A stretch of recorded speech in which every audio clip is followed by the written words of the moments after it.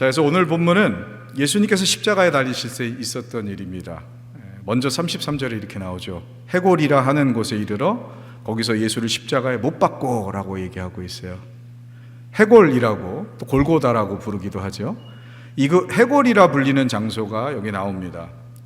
여러분, 이름만 들어도 분위기가 싸하죠. 음산한 죽음이 느껴지는 자리라는 거예요. 바로 그 해골 언덕 한가운데 뭐가 섰어요? 십자가가 섰단 말이죠. 여러분, 십자가가 뭡니까? 사형틀 중에 하나죠. 십자가 형틀은요, 다른 사형 방법들과는 많이 다릅니다. 다른 사형은요, 가능한 빨리 사람을 보내버리는 게 목적입니다. 목을 베거나 뭐 이렇게 총을 쏘거나 전기 충격을 일으켜서 사람을 사형시키는 것은 사실 인간에게 짧게 고통을 주기 위한 방법이라는 거죠. 어떻게 해서든지 이렇게 고통을 덜 줘서 빨리 죽게 하는 그런 형벌들이 되겠습니다. 근데요, 이 십자가는 잔인합니다. 달라요. 사람을 일부러 천천히 죽이기 위해서 고안된 그런 사형 방법이었다라는 거죠. 그래서 십자가는 가장 잔인한 형벌 가운데 하나였고, 이제 더 이상은 십자가형이라는 것은 존재하지 않죠. 근데 여러분, 가만히 생각해 보면 이것이 사람의 인생과도 너무 닮아 있는 것 아닌가, 그런 생각을 한번 해봤어요. 목사님, 너무 잔인하게 너무 이렇게 끝으로 가시는 것 아니에요? 이렇게 물어보시는 분들도 계실지 모르겠지만, 여러분, 사람의 마지막은 결국 무엇입니까? 죽음이지 않습니까? 사람에게 다른 결말은 없습니다. 죽음입니다. 세상은 그것을 미화하기 위해서 호상이네, 가능한 해피엔딩을 말하지만, 인간의 마지막 죽음은 어떻다고요? 죽음 앞에서 처절한 인간의 모습, 그것이 죽음의 마지막 인간의 모습이라는 거죠. 그러니 이 세상은 어떤 곳이라고 얘기할 수 있을까요? 오늘 본문에 보니까 해골, 즉 점점 깊어지는 아픔과 고통을 지나서 죽음에 이르게 되는 곳, 해골이라고 말할 수 있을 것 같아요. 아무리 부자로 살아도, 그리고 아무리 아름답고 멋지게 살았어도 마지막에는 고통과 외로움 속에서 죽음을 맞이하게 되는 것은 모든 사람에게 죄의 삭스로 주어진 부분입니다. 예전에 우리 교회에 박경희 할머님이라고 계셨어요. 권 집사님, 여러분 기억하시죠? 3년 전쯤에 돌아가셨습니다. 근데 그분이 남편이 계셨는데, 남편은 코로나 때 돌아가셨어요. 그때는 아무도, 이 코로나 중간이었기 때문에 아무도 쉽게 내 자식 집이라도, 내 부모님 집이라도 함부로 방문할 수가 없었어요. 그땐 그것을 못하게 격리시켰기 때문에. 그런데 이런 노인들에게는 그게 너무나도 안 좋은 거죠. 몸도 가누기 힘든 두 노인이 그 가운데서 스스로 두 분이서 살아남아야 했어요. 자식들이 많았지만 다 출가한 상태고 함부로 남의 집에 못 가게 하는 상태니까. 근데 이 남편분은 너무 연세도 많으시고 또 암으로 고통당하시는 중에 계셔서 하체에 힘이 너무 없으셨어요. 그래서 일어나지도 못하는 그런 상황이었는데, 하루는 화장실에 가야겠다라고 그러시더래요. 근데 보통은 이제 그 기저귀를 차고 우리 박 할머님께서 그것을 이제 갈아주시는데, 그날은 고집을 막 부리시면서 당신 화장실 가서 변을 보고 싶다고, 사람같이 내가 그렇게 하고 싶다고 얘기를 하셨대요. 근데 뭐 박 할머님도 연세가 너무 많으시고 기운이 없으신 분이라서 남편을 이렇게 휠체어에다가 옮기기가 너무 어려운 거죠. 근데 워낙에 남편이 원해서 아주 거기서 두 분이서 씨름을 하시다가 넘어졌대요. 침대에서 그 휠체어에도 사람을 못 옮긴 거죠. 그래서 바닥에 넘어졌는데, 그 화장실까지 거리가 방에서 5m 정도밖에 되지 않습니다. 근데 거기를 휠체어가 없는 상태에서 두 분이 기어가셨어요. 남편이 막 기어가셨어요. 왜냐하면 급하니까, 기저귀도 차지 않고 있는데 이것을 빨리 해결해야 되는 것 아니겠어요? 그래서 막 기어가시다가 결국은 10분 동안 그렇게 사투하시다가 이제 화장실 앞에서 이렇게 좀 이렇게 다 이렇게 일을 보게 되셨다고 그런 얘기를 하신 적이 있어요. 근데 두 분이 그 일을 당하면서 너무 서러운 거예요. 그래가지고 둘이서 부여안고 한참 울었다라는 얘기를 제가 들은 것이 지금 기억이 납니다. 여러분, 이게 남 얘기일까요? 그렇지 않죠? 저 여러분도 그날이 옵니다. 코로나 같은 일이 벌어져서 완전히 나 혼자 남게 된다면, 그렇다면 이건 누구에게나 일어나는, 한 사람도 빠짐없이 다 일어나게 되는 일이란 말이죠. 우리는 멀쩡하고 사지가 이렇게 괜찮으니까 그런 일이 있었나 보다 라고 남의 일처럼 생각할지 모르겠지만, 빠르면 10년 안에도 올 수 있는 그런 일들이 일하는 거죠. 여러분, 장수한다고 하여도 결국 사람은 마지막에 이렇게 처절한 자리에 놓일 수밖에 없어요. 그리고 누구든지, 그렇기 때문에 누구든지 어떻게 하겠습니까? 겸손하시기를 바랍니다. 그리고 오늘을 기뻐하고 즐기며 사시기를 주님의 이름으로 축복합니다. 그게 제일 지혜로운 사람이 아닐까, 그런 생각을 해봐요. 그럼 보통 사람은 그렇다 치면은 돈 많은 사람, 인기 많은 사람들은 좀 다를까요? 아니죠. 여러분, 애플 회사 만든 스티브 잡스라는 사람이 있잖아요. 그 사람 대단한 성공을 거두었고 돈도 굉장히 많았습니다. 그런데 그도 결국 역시 암으로 끙끙 앓다가 죽을 수밖에 없었어요. 손가락 하나 까딱하지 못하고 고통당하다가 죽었단 말이죠. 또 젊었을 때 아름다움으로 주목받았던 수많은 연예인들 있지 않습니까? 요즘 유튜브가 발전해가지고, AI가 발전해가지고 젊었을 때, 어렸을 때 사진 이렇게 보여주면 나이 들었을 때 죽기 전에 얼굴이 어떻게 변하는지 그거 다 바꿔주더라고요. 신기하게.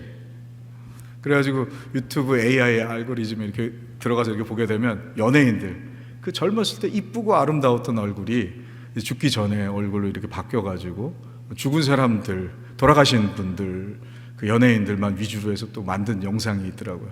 이거 보고 있으면, 이렇게 이뻤고 이렇게 잘 나가던 사람이었는데 이렇게 늙어서 죽었구나, 여기를 계속 보게 되더라고요. 그래서 그걸 노리고 아마도 그런 영상을 쇼츠로 만든 거 아닌가.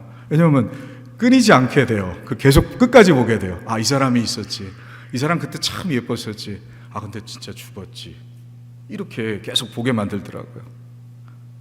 여러분, 어쩌면은 돈이 많았기 때문에, 그리고 젊어서 얼굴이 예뻤기 때문에 나이 들어서 더 서글퍼지는 건 아닌가 생각합니다. 아예 들고 있는 게 없었으면 나이 들고 나서도 그렇게까지 슬프지 않은데, 당대의 최고의 모든 것들 다 들고 있다가 나이 들어서 다 빼앗기고 났을 때 그 상실감이 얼마나 더 처절하게 다가올까, 그런 생각을 해봤습니다.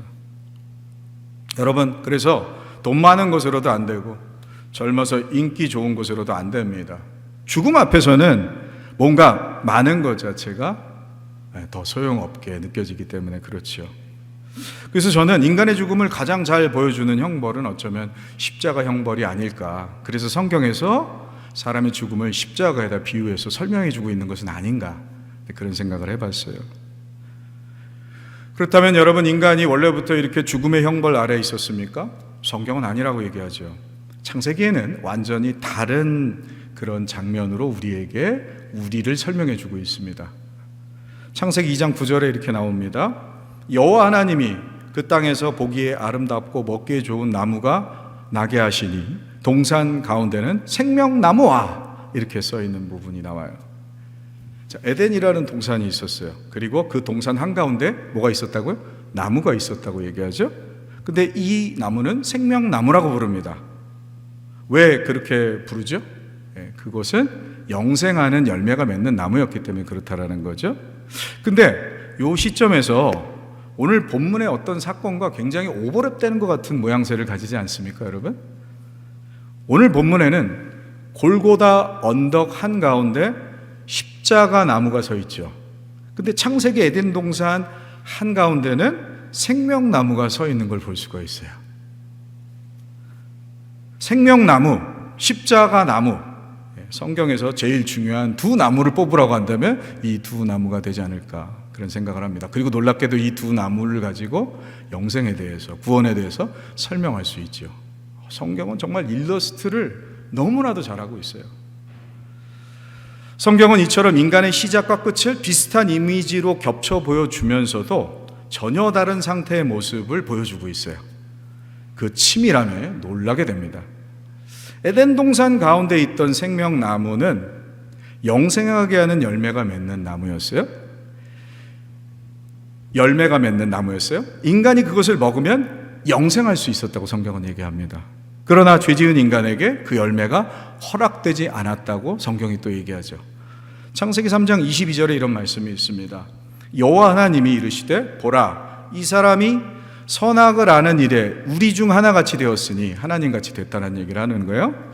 그가 그 손을 들어 생명나무 열매도 따먹고 영생할까 하노라 하시고라고 되어져 있어요. 그러니까 죄 있는 상태, 죄 지은 상태에서는 영생해서는 안 된다라는 것, 영원히 천국에 있을 수 없다라는 것에 대해서 지금 여기서 얘기해 주고 있는 거죠. 그래서 인간이 어떻게 됩니까? 에덴에서 쫓겨났어요. 뭐가 있었기 때문에? 죄가 있었기 때문에, 영생할 수 없기 때문에. 그리고 결국 인간은 그렇게 계속해서 에덴에서 멀어지고 더 멀어지다가 끝에 어떻게 됐죠? 골고다 십자가에 이르게 된 거예요. 오늘 본문의 자리까지 오게 됐다라고 볼 수 있죠. 근데 오늘 본문을 보면 한 가지 이상한 점이 있습니다. 33절 다시 보면 해골이라는 곳에 이르러 거기에 누가 십자가에 못 박혀 있다고요? 예수께서 십자가 못 박혀 있다라고 얘기합니다. 이해가 잘 가지 않습니다. 원래 십자가에 달려야 할 자는 누구라고 제가 아까부터 계속 강조해 왔어요. 죄 지은 자들이지요. 성경에 의하면 모든 사람이 죄를 범하였고 죄의 삭은 사망이라고 얘기했습니다. 그러면 해골 골짜기 가운데 있는 십자가에는 누가 달려야겠어요? 인류, 모든 인간들이 십자가에 달려있는 일러스트로 그려져야 되잖아요. 따라서 저와 여러분도 역시 거기에 속해 있어야 된단 말이에요. 그런데 오늘 본문에는 어떤 사람, 모든 사람이 아니라 어떤 사람이 십자가에 달려있는데 그게 누구라고요? 예수님이라는 거죠. 왜 거기 예수님이 달려 계실까요? 당시 사람들은 예수님이 죄를 지어서 자기 죄 때문에 형벌을 받는다고 생각했다고 이사야서 얘기하고 있습니다. 53장 4절에 그는 실로 우리의 질보를 지고 우리의 슬픔을 당하였거늘 우리는 생각하기를 그는 징벌을 받아 하나님께 맞으며 고난을 당한다고 생각했다라고 성경이 얘기하고 있죠. 여러분, 성경은 분명히 말합니다. 온 세상 모든 사람이 죄인이지만 오직 한 분만은 죄가 없다고 말씀하십니다. 사람인데도 불구하고, 사람의 몸을 입고 있는 존재인데도 불구하고 죄가 없는 존재가 딱 하나 있다고 얘기해요. 그게 누구죠? 저 여러분이 믿는 예수 그리스도시죠. 아멘. 근데 황당하게 죄가 없는데 죄 있는 사람이 붙어 있어야 되는 그 십자가에 떡하니 달려 있더라는 거죠. 지금 성경이 그 말을 하고 있어요. 그래서 예수님은 원래 죄가 없는데, 죄가 없기 때문에 그분은 오히려 어떤 분이 되어야 됩니까? 영생하는 분이 될 수 있는 줄로 믿습니다. 저 여러분도 아담의 후손이지만 아담 선악과 안 따먹고 저희도 죄 안 지면 우리도 영생할 수 있는 존재인 거죠.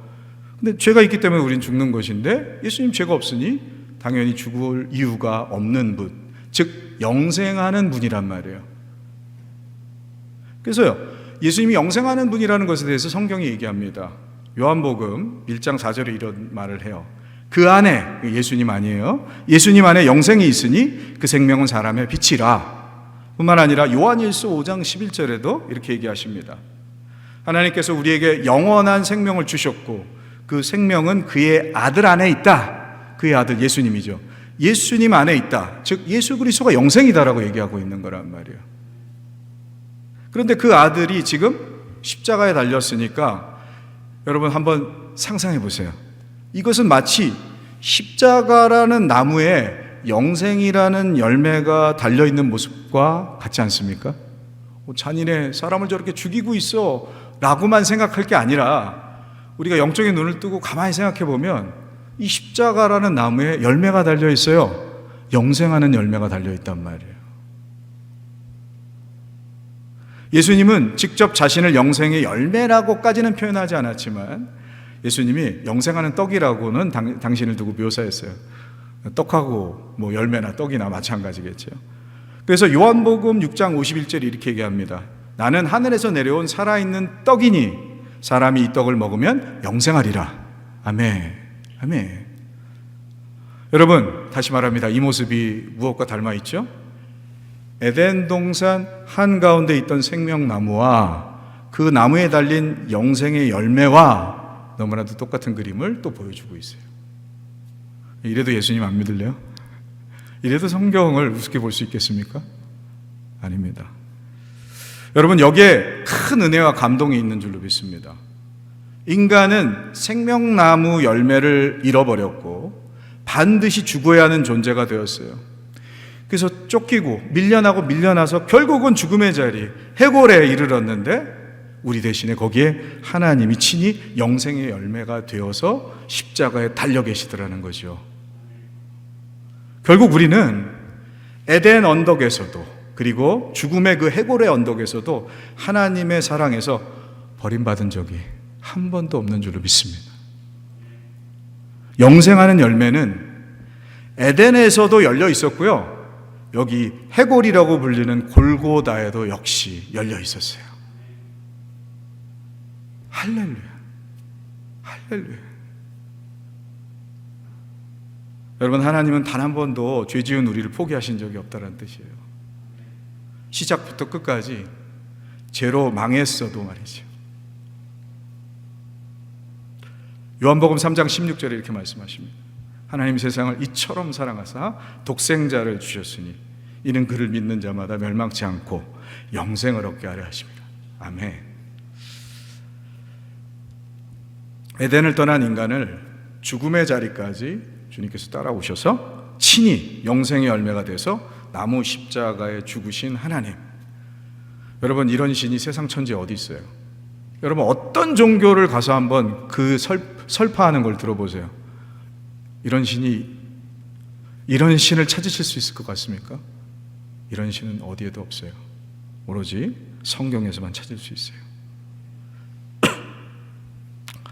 그렇다면 이렇게 예수님이 온 인류를 대신해서 십자가에 달리셨다면 이제 더 이상 십자가 형벌을 인간이 받을 필요가 없게 된 거잖아요. 그렇죠?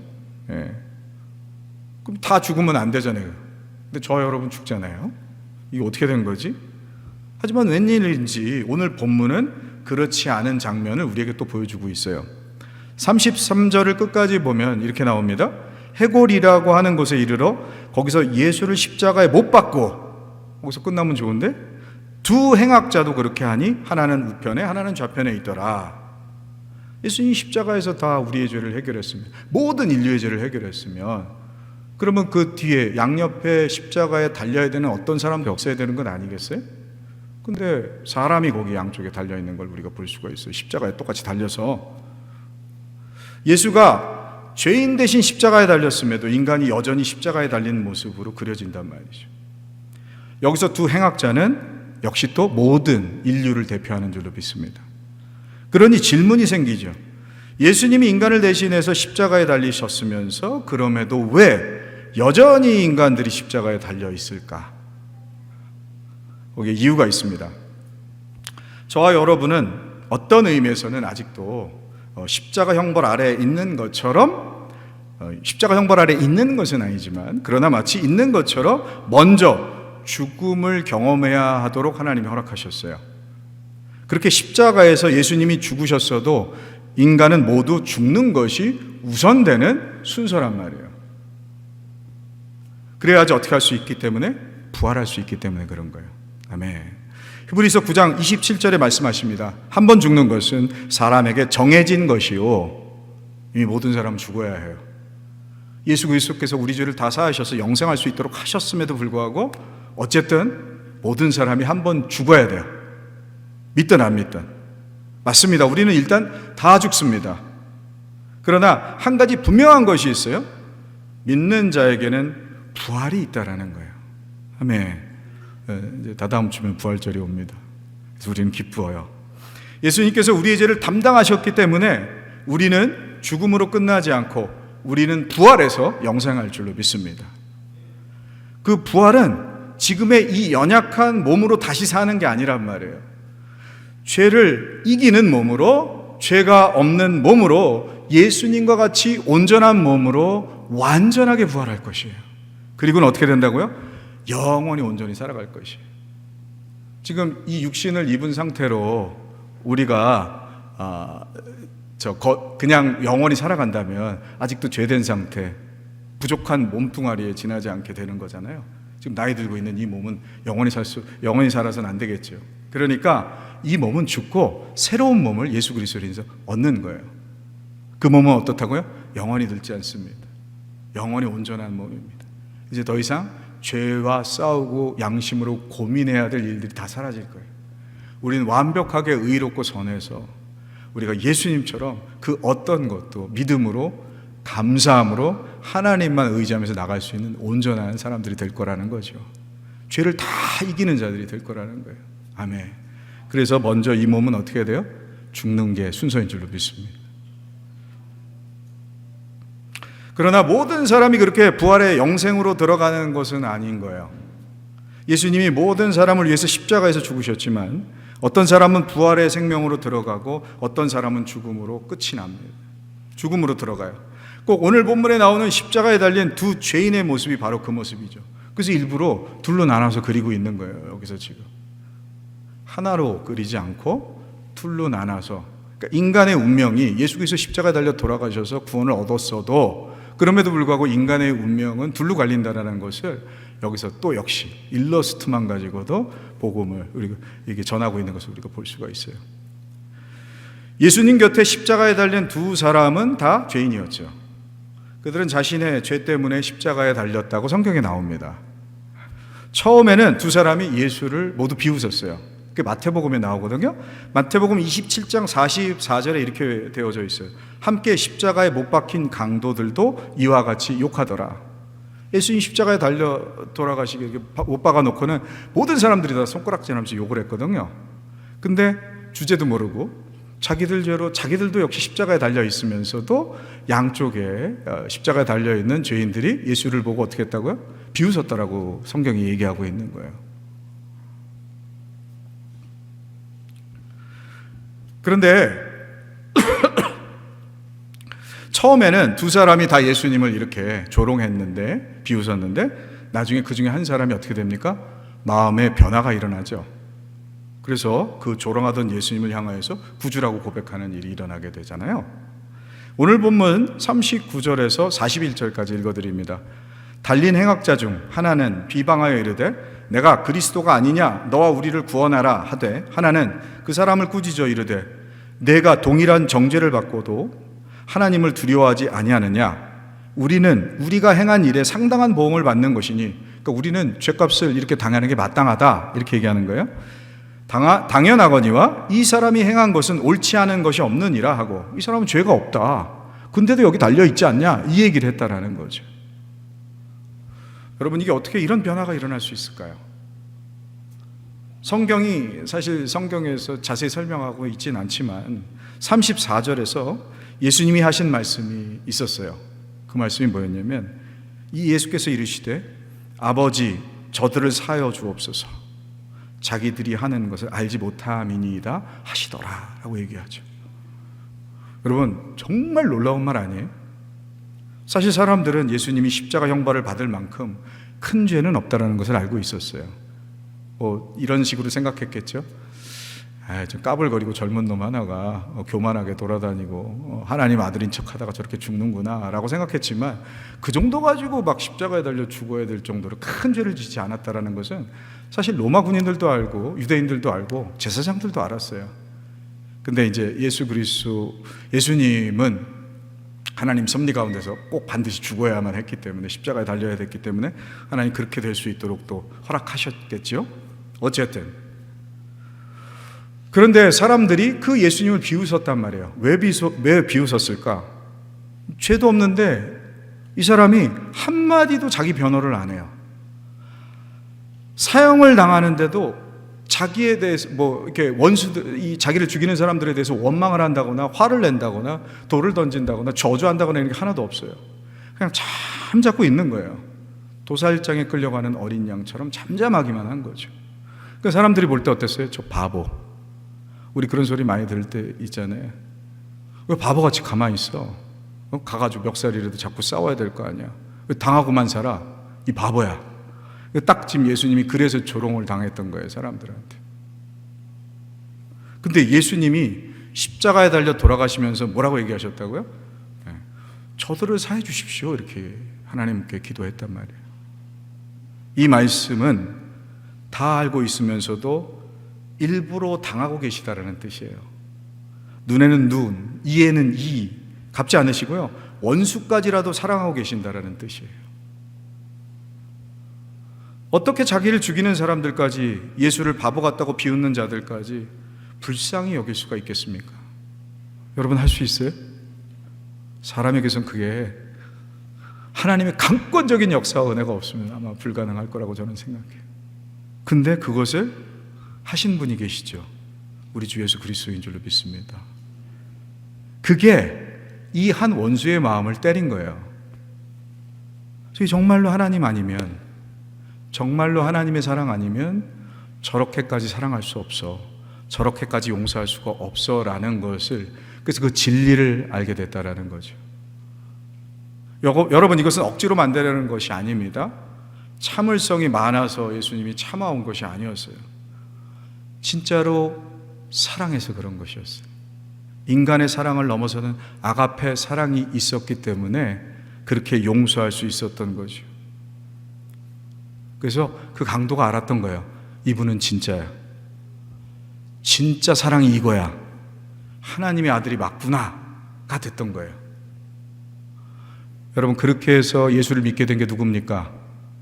여기 앉아서 예배드리는 저와 여러분인 줄로 믿습니다. 여러분, 왜 예수님 따라가세요? 하나님이 전지전능하셔서 모든 걸 다 알고 있으니까 그래서 하나님 따라가세요? 아니면 하나님 물질을 많이 가지고 계시니까, 하나님이 손 하나만 까딱하면 내가 금방 부자 될 수 있고 잘 되게 할 수 있으니까 그래서 예수님 따라가세요? 근데 그런 걸로 따라가는 사람은 그것 때문에 망할 것입니다. 그것 때문에 하나님한테 삐질 거예요. 근데 진짜 하나님 백성은 뭘 보고 하나님 따라가게 되는지 아세요? 저 사랑이 진짜구나. 원수까지라도 사랑하는 걸 보니 이게 진짜구나. 나한테 이익될 게 하나도 없을지 모르겠으나 그 사랑에 감동되기 때문에 우리는 예수 그리스도를 선택한 자들이에요. 오로지 그 사랑, 그 이유로 예수를 믿지 않으면 언젠가는 시험에 듭니다. 그리고 언젠가는 하나님의 백성이 아닌 것이 드러나게 될 수밖에 없어요. 여러분, 내가 왜 예수 그리스도에게 감동돼서 예수 믿는지를 똑바로 아시기를 주님의 이름으로 축복합니다. 아까 우리는 에덴 동산에 영생하는 나무 열매와 골고다 언덕, 십자가의 예수님이 같다라는 결론을 내렸습니다. 그렇다면 예수님이라는 이 영생하는 열매의 본질이 무엇입니까? 지금 이 사건을 통해서 우리가 알 수가 있어요. 어떤 특징을 가진 열매라는 뜻이 되는 거예요? 바로 원수까지라도 사랑하는 그런 특징을 가진 열매라는 거죠. 즉, 영생이란 단지 오래 사는 것이 아니라, 영생의 참 핵심이 뭐라고요? 영생의 중심에 뭐가 있다고요? 사랑이라는 거죠. 그것도 사랑해 주는 사람만 사랑하는 것이 아니라 원수까지라도 사랑해내는 사랑, 그 힘이 얼마나 강력한지 영생할 수 있게 한다라는 뜻이 같이 있는 줄로 믿습니다. 아멘. 신의 사랑만이 영생할 수 있게 한다라는 거예요. 그 외 다른 사랑으로는 사람을 살릴 수가 없습니다. 엄마가 자녀를 너무 사랑해요, 그렇죠? 그래서 아이를 위해서 피 흘리면서 낳고 이 아이를 열심히 키워요. 모든 것들 다 들여서 이 아이를 키웁니다. 그 사랑 숭고하고 대단하잖아요. 근데 이 아이는 죽어요. 그래서 엄마의 사랑도 인간의 사랑의 한계 때문에 이 아이를 영생할 수 있게 할 수는 없습니다. 이렇게 보면은 119 대원들도 있고 소방서 직원들도 있잖아요. 어쩔 땐 불 속에서 자기를 태우면서 사람을 살려내기도 해요. 그럼에도 불구하고 그 희생으로 그 사람들이 영생할 수는 없죠. 영원히 살 수는 없어요. 생명을 살려도. 그 사랑이 숭고해도 역시 온전하게 살게 할 수는 없단 말이죠. 근데 오로지 어떤 사랑은 가능하다고요? 원수까지라도 사랑하는 사랑은 영생할 수 있는 능력의 힘이 있음을 예수님께서 직접 먼저 보여주신 줄로 믿습니다. 그리고 그 사랑의 혜택을 입은 게 바로 저와 여러분이고요. 그러므로 이렇게 정리할 수 있을 것 같아요. 해골 십자가에서 죽어야 할 나의 자리에 예수님이 대신 죽으셨습니다. 이 사실을 나를 포함한 세상 모든 사람들은 믿지 않고 처음에는 비웃었습니다. 모두 자기 십자가에 죽어가는 주제임에도 불구하고 예수가 십자가에 죽는다고 깔깔대는 미련한 자였습니다. 우리 모두는 말이죠. 그러나 그 중에서도 예수님이 원수된 자기 같은 자를 위해서 죽으셨다는 사실을 그거 하나에 믿고 깨닫고 감동돼서 그를 따라가기로 작정한 자, 그 사람만 구원 얻는 자가 되는 줄로 믿습니다. 아멘. 그의 원수까지라도 사랑하는 그 사랑을 보고 감동해서 예수라는 십자가 열매를 받아들이는 자는 구원을 얻는 줄로 믿습니다. 아멘. 하지만 반대로 끝까지 비웃고 그 예수님이라는 그 영생의 열매를 받아들이지 않는 자는 죽음 가운데 영원히 머물러 있을 수밖에 없죠. 그래서 다시 말합니다만 예수님 십자가에 달려있는데 양쪽에 또 인간의 십자가 두 개가 서 있는 거죠.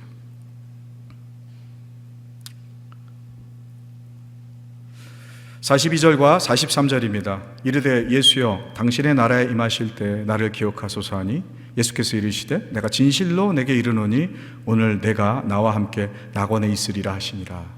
아멘. 아멘. 여러분, 이게 얼마나 놀라운 은혜입니까? 그는 평생을 악하게 산 사람이었어요. 그리고 십자가에 달려서도 예수님을 방금까지도 조롱하던 사람이었어요. 근데 예수님의 찐 사랑을 보고 그냥 마음 열고 예수님 믿었어요. 그거 외에는 그가 한 게 없어요. 그것마저도 예수님이 너무나도 감동적인 분이었기 때문에 그 사랑의 임팩트 때문에 그의 마음이 흔들린 거지 스스로 낸 그런 결단도 아니지 않습니까? 그런데 그 찐 사랑을 보고 그의 마음이 열렸고 그가 하나 믿었어요. 그 믿음으로 낙원에 이르는 결과를 얻은 줄로 믿습니다. 그래서요, 다른 것으로 천국 가는 게 아니라 믿음으로 천국 가는 것입니다. 지난주에 제가 이런 찬송 하나 소개시켜드렸잖아요. 돈으로 못 가요 하나님 나라, 힘으로 못 가요 하나님 나라, 벼슬로도 못 가요 하나님 나라, 지식으로 못 가요 하나님 나라, 어여뻐도 못 가요 하나님 나라, 마음 착해도 선해도 못 가요 하나님 나라, 거듭나면 가는 나라, 죽고 부활하여 가는 나라 하나님 나라, 하나님의 나라, 믿음으로 가는 나라 하나님 나라. 아멘. 오늘 이 이야기를 요만큼도 의심 없이 다 믿으시고 받아들이시기를 주님의 이름으로 축복합니다. 우리가 부족하고 연약할지라도 하나님 그 믿음 다 채우시고 온전히 구원해내는 놀라운 역사와 기적을 반드시 우리가 계속 보아가게 될 줄로 믿습니다.